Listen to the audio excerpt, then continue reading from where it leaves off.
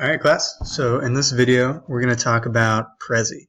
Now Prezi is a great tool for presentations. I'm asking you all to use it on this next project because it's more engaging than PowerPoint and because it gives you more options for organizing your ideas in ways that make visual sense to your audience.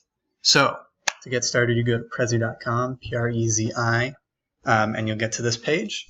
You want for individuals and students because that is what you are.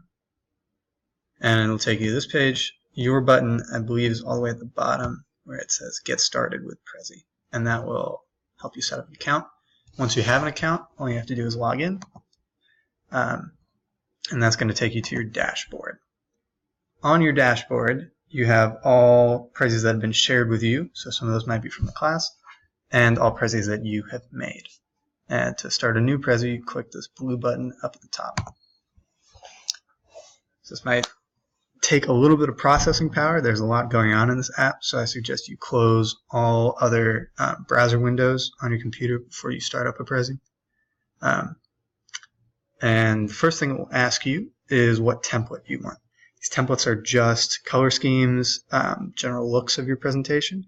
You have full freedom to modify the shape of stuff once you're in. So I'm going to go with nodes because that looks nice. That's pretty clean. And this is what it looks like. So, central concept here that you need to understand about how Prezis are laid out is this idea of a frame. A frame is basically like a PowerPoint slide. It's going to stand for a concept. It's going to have the title of that concept at the top and subpoints that help you explain that down the bottom. So we're going to double click on this one. And this is what a frame looks like. Concept and subpoints. Subpoints. Now here you have a full editing bar like you would in a Word document. And generally I'm going to ask you to use bullet points down these subpoints to separate your ideas. And you're going to do a much better job spelling than I do. Anyway, once you have your first frame, you can move it around. Frames are sticky, so when you grab it, it will carry any text within it, any images within it, anything you've put there. Frames come in multiple flavors. That's all controlled up here.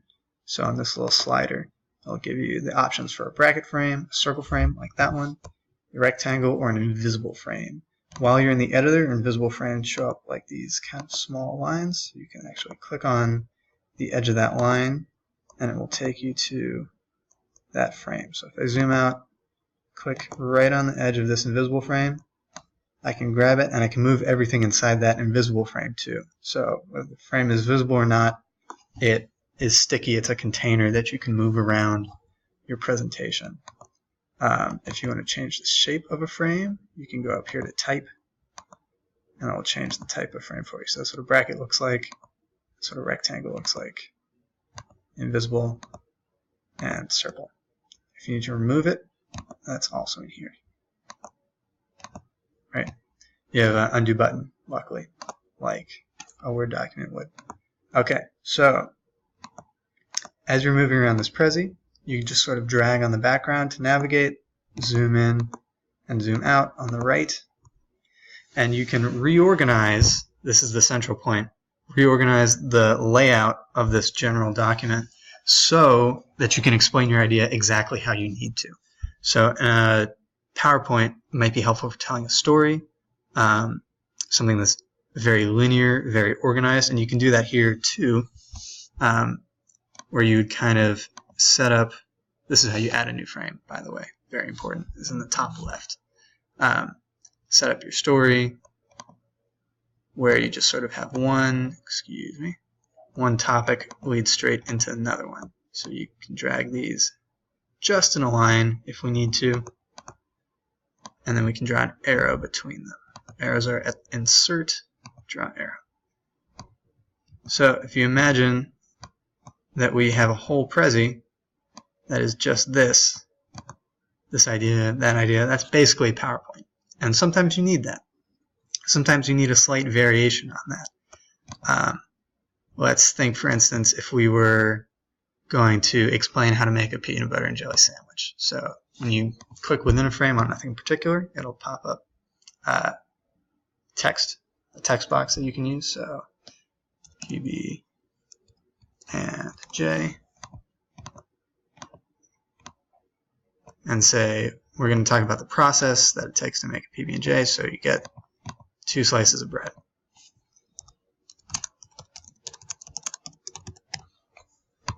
That's your starting point. And then now you have those 2 slices of bread. You need this to split off into 2. Now before, if you're just in PowerPoint, you have to explain one thing and then the other. And there's no visual representation that those are the same step. But if you are in Prezi, you have the luxury of laying those out in a way that visually represents that they're the same, sort of the same step, that they're equivalent. So like in this case, you have your 2 slices of bread, and you're going to put jelly on one and peanut butter on the other. Doesn't matter what order you do that in. So they're the same trophic level. So put PB slice 1, and we're going to put jelly on slice 2 because that's how that works.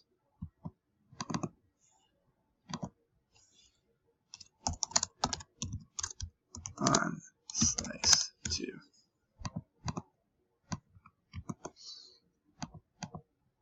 And then we're going to put the 2 slices together, and we could just draw 2 other arrows back to 1 down here, so it could go out from, same point, 2 points, 1 point. You just have more options here for describing your concept.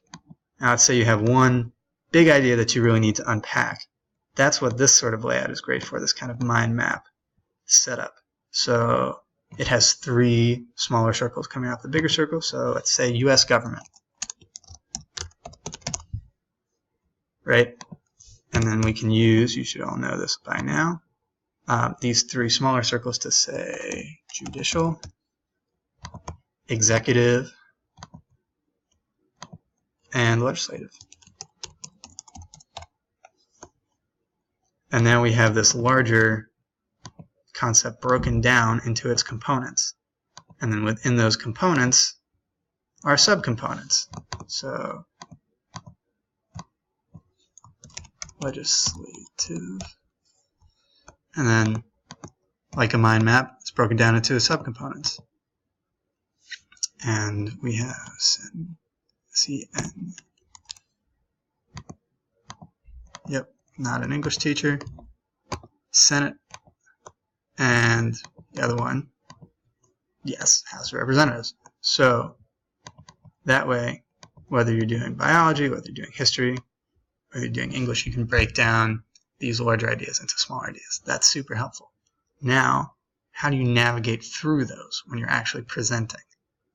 Prezi sets this up for you when you have a template, but as always, you can edit it and play with it. So on the left here, this whole bar is your path editor. Now, with your path editor, it will give you these little frames that look like slides, the same thing that's on the left of a PowerPoint presentation. And that basically shows you the frame that you're going to go to. Now, you can come back to a frame you had earlier, which is really useful. And on the left right now, it's not active. I haven't hit edit, so these aren't going to slide. Oh, maybe they aren't going to slide past each other.